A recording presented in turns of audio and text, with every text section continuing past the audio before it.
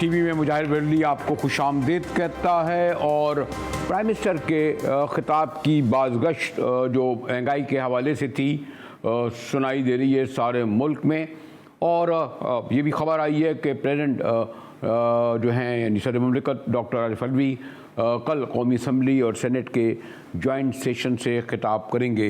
यकीनन उनका खिताब में हो सकता है कि नैब ऑर्डिनेंस भी ले आया जाए, फिर ये जो माहिदा जो मोस्ट कंट्रोवर्शियल हो चुका है उस पर भी गुफ्तगू हो। लेकिन अपोजिशन तो आपको इल्म है पूरी तैयारी से जो सबसे मौसर हथियार उनके पास है यानी महंगाई ही लेकर आएगी। प्राइम मिनिस्टर ने कोशिश तो की कि वो लोगों को मुतमईन कर सकें पैकेज के ज़रिए यकीन दिलाने की भी लेकिन मैंने कहा इतना आसान नहीं। मेरे साथ हैं डॉक्टर अशफाक हसन साहब, मुमताज़ माहिर मईशत, और इनसे बेहतर मुझे नहीं लगा कि कोई प्राइम मिनिस्टर के इस रिलीफ पैकेज के बारे में जिसकी बाज़गश्त आम आदमी हर तबके में सुनाई दे रही है। शुक्रिया डॉक्टर साहब के, आपको मैं ज़हमत देता हूँ, आप तशरीफ़ लाते हैं। आपने एक तो ये कि यकीनन दुनिया भर में कायदा है, आप मुझसे ज़्यादा जानते हैं पावर कॉरिडोर में, कि प्राइम मिनिस्टर और हेड ऑफ़ द स्टेट जब कोई स्पीच तैयार करते हैं तो उसके लिए बड़ा काम करते हैं, ख़ासतौर पर कंसर्न लोग। अगर फॉरेन पॉलिसी पे करेंगे तो यकीनन, और अमेरिका या अफगानिस्तान पे गुफ्तगू करेंगे तो उनसे मुताल्लिक़ा लोगों से राय ली जाएगी, मशवरे किए जाएंगे, स्पीच बाकायदा तैयार की जाती है। अब मुझे नहीं उनके प्राइम मिनिस्टर ने ये जो लगा तो वो बेसाख्ता खिताब कर रहे थे। खैर भुट्टो साहब का एक अलग बात थी, उनमें फ़न था, बड़े एतमाद से खड़े होकर तकरीर कर रहे थे और इक़्तिसादी अमूर पर गुफ्तगू कर रहे थे। उनके पैकेज में बाद में आऊँगा, लेकिन एक इंटरेस्टिंग खबर डॉक्टर साहब ये जो आई, यानी जो और इससे अंदाज़ा लगा सकता है कि अगर प्राइम मिनिस्टर ने अपनी स्पीच तैयार की होगी इक़्तिसादी मैनेजर्स के ताउन से, यानी उसमें फाइनेंस मिनिस्टर भी होंगे, स्टेट बैंक के भी लोग होंगे और भी मुशीर होंगे, तो मैं पढ़ रहा था कि सेनेट की में हमारे डिप्टी गवर्नर ने ये कहा कि डॉलर का महंगाई से कोई ताल्लुक़ नहीं। डॉक्टर साहब जी, thank you for having me. ये वाकई हैरानी सिर्फ मुझे ही नहीं हुई है, आज मेरे स्टूडेंट भी सब हैरान थे कि ये हमारे कैसे ये गवर्नर हैं, सेंट्रल डिप्टी गवर्नर हैं सेंट्रल बैंक के, और ये कैसे आईएमएफ के स्टाफ हैं कि जो कहते हैं कि एक्सचेंज रेट डिवैल्यूएशन का कोई महंगाई पे, इन्फ्लेशन पे इसका कोई इम्पैक्ट नहीं होता है। ये एक अंधे को नजर आता है, एक अंधे को। You don't have to be a student of economics, तो आप यकीन करें कि इससे ज़्यादा जहालत हो नहीं सकती है। और मुझे बड़ा दुख होता है कि अगर इस किस्म के लोग हमारे इतने अहम इदारों में आकर बैठ गए हैं, तो फिर मैं सोचता हूं कि आज जो इस मुल्क का हाल है, तो क्यों ना हो हाल इस मुल्क का इस तरीके से कि जहां पर इस किस्म के डिप्टी गवर्नर जैसे जो लोग हैं ये अगर अहम इदारों में बैठेंगे तो यही हाल होना है जिससे आज हम गुजर रहे हैं। बहुत अफसोस की बात है। और इससे रिलेटेड ये वाली बात भी है कि यकीनन प्राइम मिनिस्टर को तो ये दादुशुमार का गोल बना, वो जो 120 रुपए का जो रिलीफ पैकेज मिला है, बल्कि मैं ये आपसे करूंगा कि मैं आप भी एक आम आदमियों में ही हैं माशाल्लाह, कहा जा सकता है। तो इस जो हमारे प्राइम मिनिस्टर कह रहे थे मुल्क की तारीख का सबसे बड़ा रिलीफ पैकेज, तो इस रिलीफ पैकेज से रिलीफ मिला होगा लोगों को या तकलीफ मिली होगी? देखिए ये तो अब प्राइम मिनिस्टर को भी इसका एहसास हो गया है कि 3 साल पहले जो उन्होंने मईशत उन्हें मिली थी, जिस हालत में थी, ख़राब हालत में थी, प्राइम मिनिस्टर ने ये एक्नॉलेज किया कि आज भी मईशत ख़राब हालत में है। तो ये मेरे नज़दीक ये जो एक्नॉलेजमेंट है, चाहे जिस अंदाज में उन्होंने किया है, कि देखिए जब हालत ख़राब होती है जब भी तो आप रिलीफ की तरफ जाते हैं ना। अगर मईशत ठीक जा रही है तो फिर रिलीफ का कोई कंसेप्ट नहीं होता है, क्योंकि सबों के हालात ठीक होंगे इंशाल्लाह जब मईशत में बेहतरी आएगी।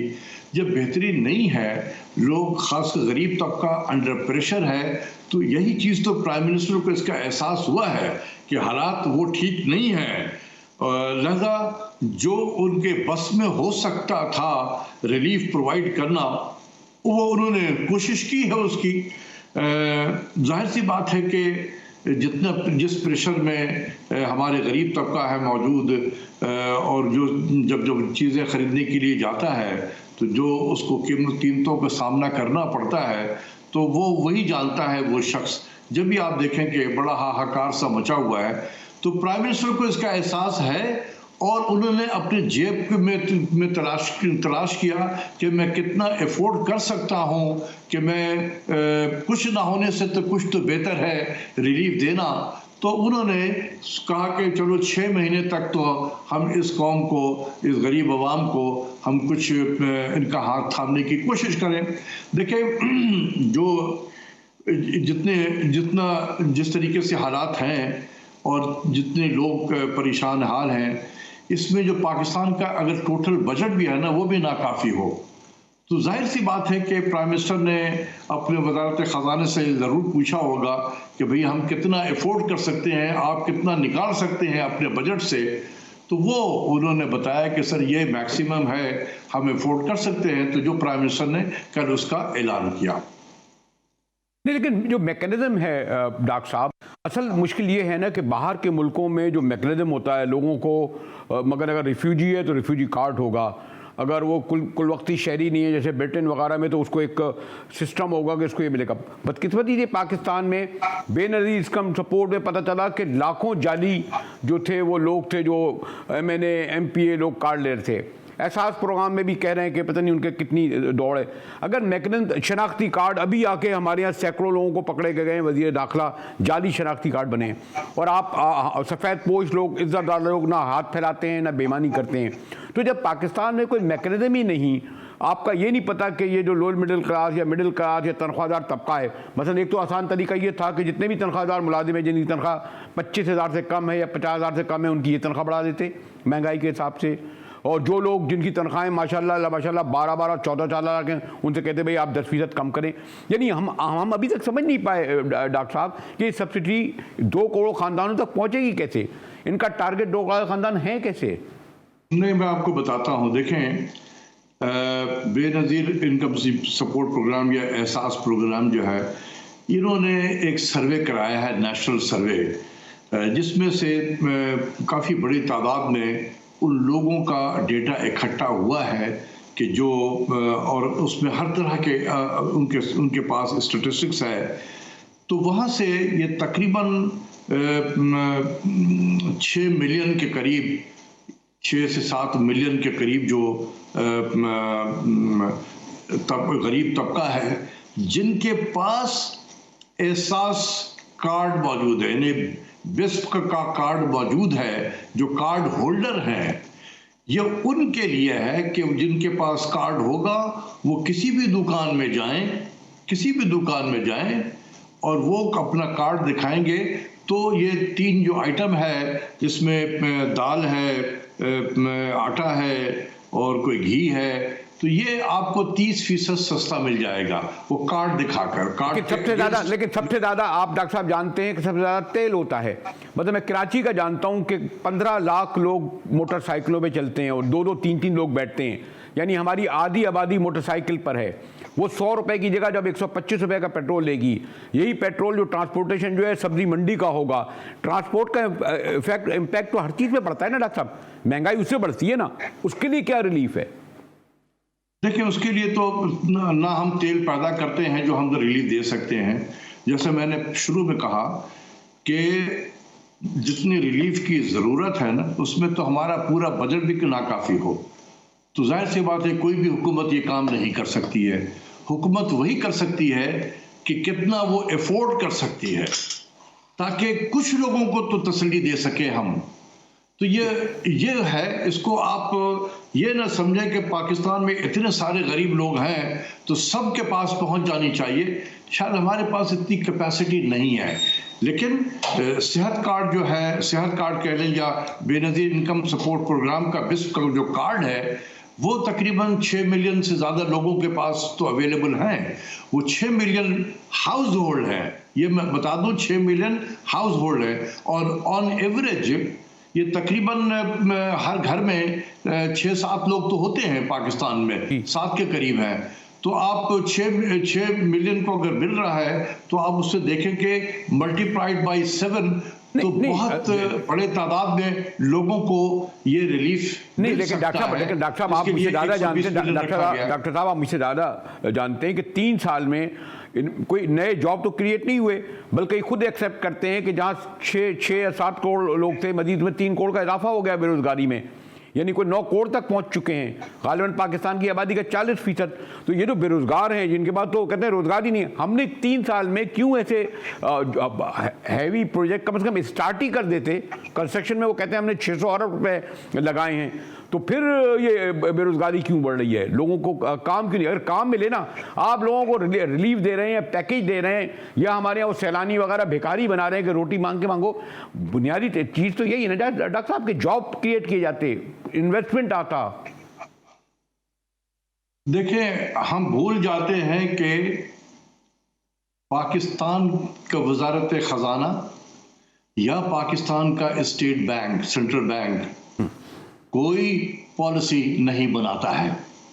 जब आप आईएमएफ के प्रोग्राम में होते हैं तो आईएमएफ पॉलिसी बनाता है, हम उसको इंप्लीमेंट करते हैं। तो हम दोष किसको दे रहे हैं, इंप्लीमेंट करने वालों को या पॉलिसी बनाने वालों को? पॉलिसी बनाने वाले तो बाहर बैठे हुए हैं। तो हम जब आईएमएफ में जाएंगे तो यही होगा। इस पर कहते हैं ना कि इस तरह तो होता है इस तरह के कामों में। इसीलिए तो मैं प्राइम मिनिस्टर को मना करता था कि सर ना जाएं, आप परेशानी होगी वक्ती तौर पे, लेकिन हमें अपने पैर पर खुद खड़ा होना चाहिए। लेकिन बहरहाल, और ये भी मैंने कहा था प्राइम मिनिस्टर को कि आप 1 करोड़ नौकरी की बात करते हैं, अगर एग्जिस्टिंग नौकरी बच जाए तो बड़ी बात है। आईएमएफ के प्रोग्राम में रहते हुए आप 50 लाख घर तो अब आपने कहा है कि हम बनाएंगे 5 साल में, अगर 5,000 भी आईएमएफ के प्रोग्राम में रहते हैं तो बहुत बड़ी बात होगी। तो ये भी तो मैंने उनको बताया था, अपने तजुर्बे से बताया था। लेकिन जब हमने ये रास्ता अब इख्तियार कर लिया है तो अब हमें यह देखना होगा कि हम कितना अपने इस कॉस्ट को मिनिमाइज करें, क्योंकि 1 साल अभी आईएमएफ के प्रोग्राम का और भी है। तो अब ये जो मार धाड़ आईएमएफ की चल रही है, जो हम देख रहे हैं, कंडीशंस आफ्टर कंडीशंस, तो ये 1 साल और चलेगा। अल्लाह करे कि हम अपने कॉस्ट को मिनिमाइज करते हुए ये वक्त भी गुजार ले। लेकिन मैं अगर ये आपसे पूछूं डॉक्टर साहब, कंक्लूडिंग क्वेश्चन, कि आइंदा ये तमाम ये मुल्क की तारीख का सबसे बड़ा पैकेज, क्या आप देख रहे हैं कि इससे इस्लाहात के जरिए, इसीलिए लोग कहते हैं ना इनकलाबी इस्लाहात और एक इस्लाहात, इन इस्लाहात जो उठा रहे हैं कलम, इससे कुछ लोगों को जिसे महंगाई का बोझ जिसे कह रहे हैं, या लोगों की जो एहसास महरूमी है या उनका डे बाई डे की ज़िंदगी है, कोई फ़र्क पड़ेगा? देखिए मुजाहिद साहब, जब हम आईएमएफ के प्रोग्राम में होते हैं तो हम डेली फायर फाइट करते रहते हैं। 11 साल का तजुर्बा मैं आपको बता रहा हूँ, डेली फायर फाइटिंग होती है। रिफॉर्म्स वगैरह तो जरा सोच समझ के करने की बात ही होती है ना, जिसके पास थोड़ा टाइम भी हो वो रिफॉर्म्स करे। तो यहाँ टाइम किसके पास है रिफॉर्म्स करने की? वो आईएमएफ की तरफ से आ जाता है कि जी स्टेट बैंक को आजाद कर दो। भूल गए कि यार ये तरक्की पजीर मुल्क है भाई। पाकिस्तान का जो मौजूदा सेंट्रल बैंक है, ये बैंक ऑफ थाईलैंड से ज्यादा आजाद है, ये बैंक ऑफ अर्जेंटीना से ज्यादा आजाद है। पाकिस्तान का सेंट्रल बैंक उतना ही आजाद है कमोबेश जितना बैंक नगारा मलेशिया है, यानी कि मलेशिया का सेंट्रल बैंक आजाद है। लेकिन वहां से आ गया कि आप करें आजादी दे दे। आजादी देने का मतलब जो आईएमएफ चाहती है, इसका मतलब है कि हम एक स्टेट विद इन स्टेट बना रहे हैं। गवर्नर स्टेट बैंक एक अलग स्टेट का मालिक होगा, वो प्राइम मिनिस्टर को जवाबदेह नहीं होगा, वो शख्स वो आईएमएफ को जवाबदेह होगा। तो हम किस किस्म का, तो जब भी आप जाएंगे आईएमएफ में इसी किस्म की चीजें आपके सामने होगी और आप बचते रहेंगे, माफी मांगते रहेंगे, कभी लॉ मिनिस्टर को सामने कर देंगे कि देखें जो आप ये बातें कह रहे हैं ये हमारे आइन और कानून से भी मुतसादिम है। ये तो भाई बात यह है कि जब आप चले गए हैं तो इसके भुगतना ही पड़ेगा अब आपको। अब दुआ करें अल्लाह ताला से, दुआ करें अल्लाह ताला से, तमाम कोशिशें हो रही हैं कि पाकिस्तान को मजीद 3 साल के लिए 2022 से 2025 तक के लिए मजीद पाकिस्तान को आईएमएफ में रखा जाए। दुआ करें कि हमारे लोगों को अकल और शऊर आ जाए। उन्हें अब समझ आ जाना चाहिए कि जो मुल्क जाता है IMF में वो जख्मों से चूर चूर रहता है। इसके बाद मैं क्या कहूँ कि मैं डॉक्टर साहब के इस कहने के बाद बड़े तजर्बे की बात कर रहे हैं, मजीद क्या इजाफा कर सकता हूँ। शुक्रिया डॉक्टर साहब। उनका कहना है कि IMF पे जाने के बाद वो मुल्क ज़ख्मों से चूर चूर हो जाते हैं। बेशुमार मिसालें हैं। गुफ्तगू हमारी जारी रहेगी इकॉनमी के हवाले से, क्योंकि सबसे बड़ा इशू है। क्रिकेट की तरफ जा नहीं था, जिस सब कौम जुनून में मुब्तला है। मगर मिलेंगे एक ब्रेक के बाद, हमारे साथ रहिएगा।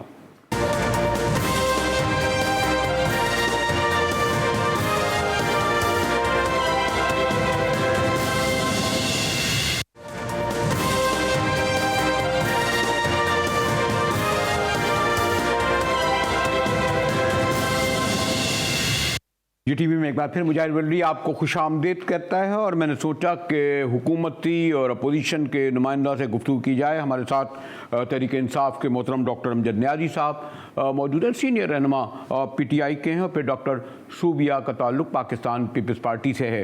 एक तो लेडीज़ फर्स्ट भी होना चाहिए, फिर अपोजिशन से भी। तो अमजद न्याजी साहब इजाज़त दें तो मैं डॉक्टर साहिबा से पहले रुजू करूँ। डॉक्टर साहिबा, अपोजिशन का खैर काम ही तनकीद होता है, लेकिन ये तो आपको इल्म है ना कि PTI जो पावर में आई उसका सबब ये था कि पास की दोनों हुकूमतें, यानी नून लीग और मैं ज़्यादा शुमार में नहीं जाऊंगा, वो जो 2.5 और वो GDP इतना है और वो जो क्या कहते हैं अफरात ज़र इतना हो गया, बल्कि पॉलिटिकल हवाले से अगर पीपल्स पार्टी और नून लीग ने डिलीवर किया होता, लोगों के ज़िंदगियों में वो खुशहाली लाते, बेहतरी लाते, तो फिर शायद PTI को लोग इस तरह वोट नहीं देते।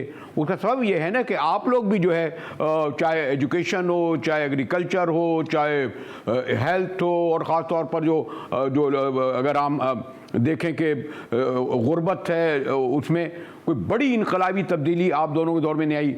और अगर ये जो महंगाई का जहाँ आप कहते हैं, आप लोग MNA थे, आप लोग की तनख्वाहें 50-60 हज़ार होती थी, अब 2 लाख हैं, 12-12 टिकट मिलते हैं, 18 टिकट मिलते हैं। हम लोग भी जैसे मीडिया के लोग हैं।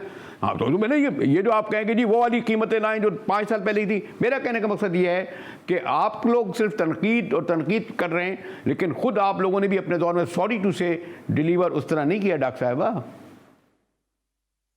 बिस्मिल्लाहिर्रहमानिर्रहीम। थैंक यू मुजाहिद साहब। सबसे पहली बात तो ये है कि इस हुकूमत ने आते ही सबसे पहले ये कहा कि ये पिछली गवर्नमेंट जो थी वो करप्ट थी, चोर डाकू थी, और हम जो हैं वो रियासत मदीना के दावेदार हैं और हम रियासत मदीना बनाने के लिए आए। तो मैं समझती हूँ जो रियासत मदीना और के दावेदार बन के आए थे और पिछली हुकूमतों को उन्होंने चोर और डाकू डिक्लेयर कर दिया, तो मेरे ख्याल में उनको डिलीवर भी उतना ही करना चाहिए था जितना कि रियासत मदीना में होता था। अगर आप मैं समझती हूँ कि नाउज़बिल्लाह जिस तरह से ये दावे करते हैं, अगर उसके 1% भी ये उसी तरह से डिलीवर कर सकते तो मेरे ख्याल में ये सारी प्रॉब्लम्स नहीं होती जो आज 3 साल के बाद सर पीटने को दिल कर रहा है और अवाम में खुदकुशी का रेट बढ़ चुका है। मैं समझती हूँ कि जो हमारी मौजूदा गवर्नमेंट है, कंटेनर पे खड़े होकर उन्होंने बिल जलाए थे, कंटेनर पे खड़े होकर उन्होंने दावे किए थे कि मुझे आने दे, मुझे वजीर आजम बनने दे, मेरे पास 200 से ज्यादा लोगों की टीम मौजूद है, हम आएंगे तो 90 दिन में करप्शन खत्म करेंगे, हम आएंगे तो 1 करोड़ नौकरियां देंगे, हम आएंगे तो 50 लाख घर देंगे। आप मुझे बता दें कि 1 करोड़ नौकरियां किस किस को मिली हैं और 50 लाख घर जो मिलने थे वो किस किस को मिले हैं? अभी तक तो मेरे ख्याल में इस जमीन पे तो नहीं ऐसी कोई या पाकिस्तान में ऐसी कोई चीज डिलीवर नहीं हुई। हाँ, अगर किसी और सूबे पे किसी और सैयारे पे इन्होंने ऐसा कोई काम किया है तो वो हमें तो बता आपने दीजिए। मुख्तसर बात में आपने बहुत सारे सवाल कर दिए। जी अमजद न्याजी साहब, आप लोग भी जब कंटेनर पे खड़े होते थे, धरने में देते थे, आपको पता चला ना कि अपोजिशन में गुफ्तगू करना आसान होता है, जब पावर में आता है ऐसा नहीं लगता कि जो दावा किया जा रहा था कि PTI की इकनॉमिक टीम ने या उनकी जो कोई आपने होमवर्क किया, आपको नहीं पता था ये सब मसाइल का अंबार जो है आप फेस करेंगे, जिसका जिक्र कर रही हैं ना आप लोगों ने, जो हमारी डॉक्टर साहिबा। न्याजी साहब, बिस्मिल्लाहिर्रहमानिर्रहीम। बरेलवी साहब, पहली बात तो ये है कि हमें नहीं मालूम था कि इन लोगों ने इतना मुल्क को लूटा और उसका शायद मैं कहता हूं कि पाकिस्तान की तारीख का सबसे बड़ा खसारा हमारे लिए छोड़ के गए, सबसे बड़ा डेट हमारे लिए छोड़ के गए, सबसे ज्यादा जो मैं समझता हूं कि ये आप पी के सर्कुलर डेट हमारे लिए छोड़ के गए। तो ये सारी चीजें भी तो बता देना कि हमारे लिए इन्होंने कुछ छोड़ के गए थे जिसको हम कह सके कि बहुत अच्छा, लेकिन फिर भी देखें कि बहुत सारे मामला, जैसे हमने जब मईशत को संभाला दिया अल्लाह ताला की मेहरबानी से, उसमें बहुत सारे ममालिक ने भी हमारी हेल्प की, एक संभाला मिला और मईशत ऊपर जाने लगी कि तो फिर आपको भी मालूम है कि जी उसके बाद कोरोना आया और कोरोना की मुश्किलात ने दुनिया को जहां सुकेड़ के रख दिया। उसके बावजूद भी पाकिस्तान की जो इकॉनमी है वो भी हमने कोशिश की अल्लाह ताला की मदद से कि वो बेहतर हुई, और गरीब भी जो है वो उस मुश्किल में नहीं पड़े जो आज पूरी दुनिया के अंदर, खासतौर पे अगर आप देखें कि हमारे जो पड़ोसी ममालिक हैं वो पड़े। और फिर आप देखें कि कंस्ट्रक्शन जो है उसको हमने इंडस्ट्री का दर्जा दिया और उसमें बेपनाह जो है वो इन्वेस्टमेंट आई और लाखों लोग आज उस पे जॉब्स भी कर रहे हैं। इनका कि ये कहना कि जी जॉब्स नहीं मिले, देखिए दोनों हमारा मकसद है कि 1 करोड़ नौकरी जरूरी नहीं है कि गवर्नमेंट साइड से आए, मतलब है कि आप ऐसे हालात और एनवायरनमेंट बनाते हैं जिससे प्राइवेट सेक्टर और गवर्नमेंट सेक्टर दोनों को हम देखते हैं। तो अल्हम्दुलिल्लाह आज जो है वो प्राइवेट सेक्टर में बेपनाह, आपने देखो कि सीमेंट है, सरिया है, उसकी जो कंजम्पशन है, तो उससे आप खुद अंदाजा लगाएं कि कितनी बूम पे जा रही है और भी जाएगी। उसके बाद आप कॉटन इंडस्ट्री है, टेक्सटाइल इंडस्ट्री है, वो अल्हम्दुलिल्लाह बेपनाह उसमें इजाफा हुआ और 15-20 साल से बंद पड़ी इंडस्ट्री जो है दोबारा चली। और बल्कि आपको इल्म है कि आप ही की मीडिया ने रिपोर्ट की कि 2.5 लाख मजदूर शॉर्ट हो गए हैं फैसलाबाद में और कई और दूसरे इलाकों में। तो ये तो अल्हम्दुलिल्लाह उसे बेहतरी की जो है नवीद नहीं थी, बल्कि प्रैक्टिकली हुआ। उसके बाद देखिए जी तो डॉक्टर साहब ये बात तो दूसरे लोग कहते हैं, आप ये जो कह रहे हैं कि आप लोग इतना सब कुछ छोड़ के गए थे, हमें ये इल्म नहीं था, ये नियाजी साहब भी कह रहे हो, कहते भी है जी। जायद साहब, मैं सिर्फ इतना ऐड करना चाहूंगी कि नियाजी साहब सही बात कर रहे हैं, लेकिन जो कंटेनर पे इमरान खान नियाजी साहब ने बात की थी ना, वो शायद ये भूल रहे हैं। उन्होंने कहा था मैंने 22 साल जिदोजहद की थी, तो मेरे ख्याल में 22 साल उन्होंने सिर्फ प्राइम मिनिस्टर बनने के लिए जिदोजहद की थी, उनको मुल्क का कुछ नहीं पता था। क्या रहा, प्राइम मिनिस्टर भाई वोट के जरिए इलेक्ट हुए ना डॉक्टर साहब, वोट के जरिए इलेक्ट हुए ना, कोई वोट देखे। अब ये चीजें अगर खुलेंगी ना तो बहुत सारी बातें खुलेंगी कि आरटीएस फ्रीज होना, और एक तरह से मतलब कि प्राइम मिनिस्टर को टीवी से पता चल रहा है कि वो प्राइम मिनिस्टर बने। अगर वो वोट की ताकत से आते ना तो उनको टीवी से नहीं पता चलना था कि वो प्राइम मिनिस्टर बन चुके हैं, उनको अवाम की ताकत से पता चलना था कि वो प्राइम मिनिस्टर बन चुके हैं। और दूसरा जो उन्होंने बात की कि ये मईशत जो थी बिल्कुल तबाह थी, सब कुछ खत्म था, हम लोग इनके लिए कुछ नहीं छोड़ के गए थे, तो इनकी कंटेनर पर खड़े होकर खुद की बातें हैं कि इनका होमवर्क किया हुआ था। अगर इतना ही होमवर्क किया हुआ था तो ये आईएमएफ में जाने से पहले खुदकुशी करने की बातें करते थे, तो फिर नागर करते हुए आईएमएफ में नहीं जाते और कशकोल लेकर हर दुनिया के मुल्क में ये पैसे मांगने के लिए गए, इमदाद मांगने के लिए गए। और कोरोना की बात कर रहे हैं, कोरोना की शील्ड के पीछे छुपने के लिए ये कह रहे हैं, तो कोरोना की मद में जो इनको पैसे मिले हैं वो कहाँ खर्च हुए? हॉस्पिटल्स की हालात ये हैं कि आप हॉस्पिटल में जाएं तो आपको वेंटिलेटर नहीं मिल रहा है, कहीं पे सही वेंटिलेटर नहीं है, दवाइयों की कीमतें आसमान से बातें कर रही हैं। और अभी रिसेंटली आप ये मुझे बताएं कि नैब जो इतने दावे करती थी रिकवरी के, कि उन्होंने पाकिस्तान के खजाने में कितने पैसे जमा करवाए हैं। ये सारे इदारे जो हैं इनके नीचे काम कर रहे हैं ना, तो ये अपनी जो एक बात बता रहे हैं कि रियल एस्टेट को इन्होंने बूम किया, इन्होंने ये सब किया, तो वहां पे भी इनके कोई ना कोई एटीएम जरूर होंगे, वहां पे भी कोई ऐसा बंदा जरूर होगा जो इनका किचन चला रहा होगा। तो ये उन सब चीजों को सपोर्ट करेंगे। नहीं देखिए मुजाहिद साहब, ये उन सब चीजों को जरूर सपोर्ट करेंगे जहां से इनको फेवर मिलेगी, तो ये हर उस चीज को जरूर सपोर्ट करेंगे। और नौकरियों की बात की तो लोगों में खुदकुशियों के रेट नहीं बढ़ते, लोग चोरियों और स्ट्रीट क्राइम्स की तरफ रागिब नहीं होते।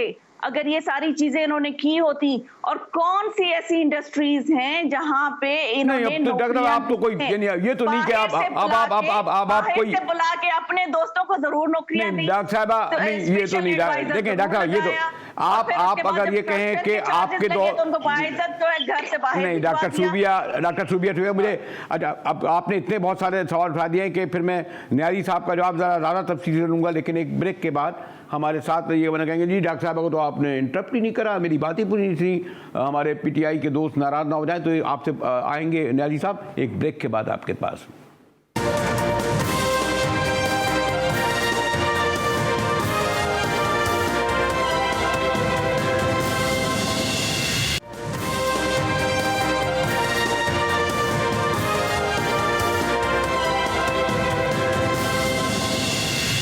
GTV में एक बार फिर मुजाहिद वली आपको खुशामदीद करता है। डॉक्टर सूबिया और अमजद न्याजी साहब हमारे मोहतरम पीपल्स पार्टी और नून लीग के। न्याजी साहब एक बात तो है, चले मैं ये इल्ज़ामात जवाबी इल्ज़ामात हटके, क्या आप समझते हैं कि 3 बल्कि 3.5 साल में और 1 साल बाद फिर इलेक्शन साल आएगा, इस बुनियाद पर आपकी कारकर्दगी ऐसी है कि पाकिस्तान के अवाम आइंदा आपको 2023 में भी मुंतखब करें? न्याजी साहब बरेली साहब, सबसे बड़ी बात तो ये है कि अल्लाह ताला का शुक्र है कि मेरा लीडर ईमानदार भी है और अमानतदार भी है। दूसरी बात ये है कि ये किस मुंह से पाकिस्तानी अवाम के पास जाएंगे कि सिवाय सरे महल, दुबई टावर्स, इवन फील्ड्स के फ्लैट्स के अलावा इन्होंने बड़ी बड़ी स्टील मिलें, शुगर मिलें लगाई।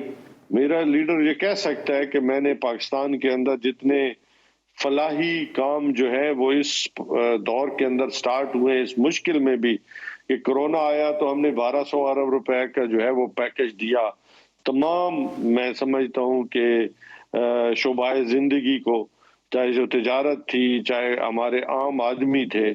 उसके बाद अभी हम पूरे कोशिश कर रहे हैं कि पूरे पंजाब में इंशाल्लाह अगले कुछ दिनों के अंदर जो है वो भी दिसंबर के बाद स्टार्ट हो जाएगा। हेल्थ कार्ड KPK के अंदर हम दे चुके हैं, हम इन सिंध को भी कह रहे हैं, अपना उसके अलावा बलूचिस्तान को भी कह रहे हैं। किसानों के लिए बड़ा रिलीफ पैकेज दिया जा रहा है। उसके अलावा आम लोगों के लिए जनाब 2 करोड़ लोगों के लिए जो है वो डायरेक्ट सब्सिडी दी जा रही है ताकि उनकी मुश्किलात को कम किया जा सके। बाकी देखें, मैं एक आपको बात कहूँ, हजरत सुलेमान अलैहिस्सलाम जो अल्लाह ताला के नेक बंदे थे, उन्होंने भी कोशिश की कि मैं एक वक्त का खाना दे सकूं। अल्लाह ने कहा कि खाना मैं ही दे सकता हूँ, किसी को कोई और नहीं दे सकता। तो उन्होंने जब जिद की तो अल्लाह ताला ने मेहरबानी फरमाई, लेकिन वो एक लुकमा एक मछली को नहीं खिला सका। तो रब ने फरमाया कि ए सुलेमान, ये मेरा काम है रिस्क देना। रिस्क अल्लाह की जात देती है, बंदा नहीं दे सकता। बंदा कोशिश करता है, जो रियासतें तो होती है वो कोशिश, जिम्मेदारी आपको, जिम्मेदारी इख्तियार आपको इसलिए दिया जाता है कि आप डिलीवर करें। बिल्कुल डिलीवर करें। हम कोशिश कर रहे हैं कि लोगों में देखें, हमने सहारा देना है आम लोगों को, इसलिए हम स्टूडेंट्स को स्कॉलरशिप दे रहे हैं। आम आदमी की जिंदगी को बेहतर करने के लिए हम महंगाई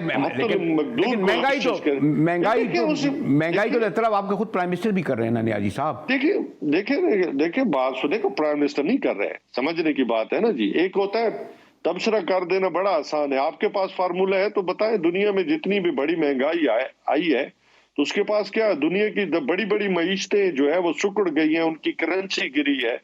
अब इवन जहां सऊदीया है तो आप खुद सोचें कि सऊदीया जैसी जो है वो बड़ी मईशत जो है वहां 130 रुपए वो बेच रहे हैं तकरीबन लीटर जो है वो पेट्रोल। तो वो तो ऑयल प्रोड्यूसिंग कंट्री है, फिर वहां कितना महंगा फिर है। एमिरेट्स देख लें, आपके साथ वाले इंडिया देख लें, बड़ी मईशत है, कोई छोटी मईशत नहीं है। वहां पे आप कितने हैं? तो अच्छा ठीक है न्याजी साहब, अच्छा ये डॉक्टर सूबिया, अब आप डॉक्टर सूबिया, ये न्याजी साहब कह रहे हैं यही बात कि आप, अच्छा आप कोई हल बता दीजिए।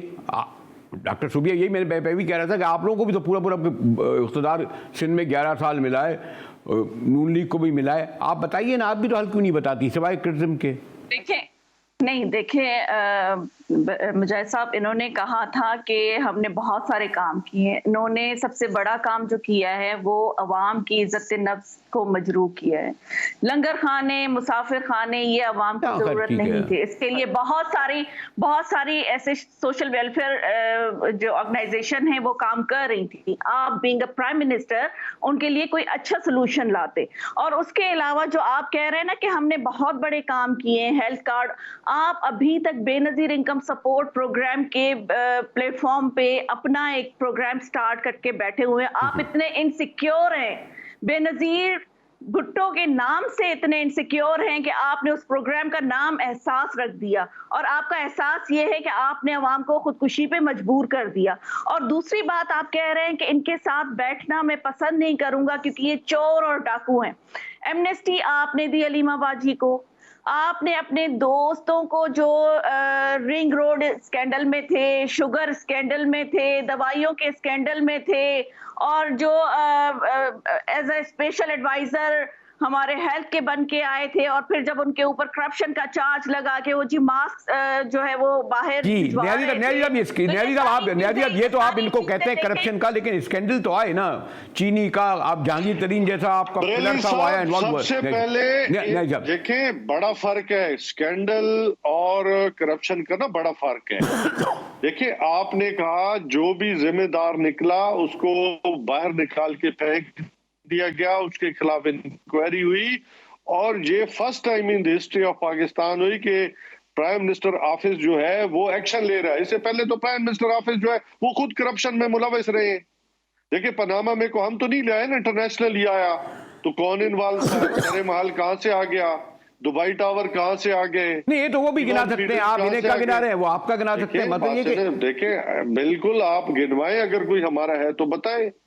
हमने तो एक रुपए की मनी ट्रेल दी है। जनाब इमरान खान साहब तो फर्स्ट टाइम इक्तदार में आए ना, लेकिन उसके बावजूद भी सुप्रीम कोर्ट में उन्होंने अपनी तमाम डॉक्यूमेंट्स जो 30-40 मुझे इस बात का एहसास है कि हमारे दोनों मोहतरम मेहमानों को मैं वो वक्त नहीं दे पाया कि जरा गुफ्तगू होती, लेकिन एक चीज मैं ऐड करना चाहूंगी मुजाहिद साहब, एक चीज सिर्फ मैं ऐड करना चाहूंगी, वो ये कि इनसे कहें कि अगर इनके प्राइम मिनिस्टर इतने ही सादिक और अमीन हैं तो फॉरेन फंडिंग केस को ओपन करवाएं और उसका चले ये अब देखिए न्याजी साहब ने कहा, जरा मैं खाना आइंदा जरा गुफ्तगू होगी तो फिर मैं दोनों को मौका दूंगा। मुझे इस बात का एहसास है कि इतना वक्त नहीं कि हर मौजू को जरा तफसील से गुफ्तगू की जाए। इसी के साथ ही GTV से मुजाहिद को इजाज़त दीजिए।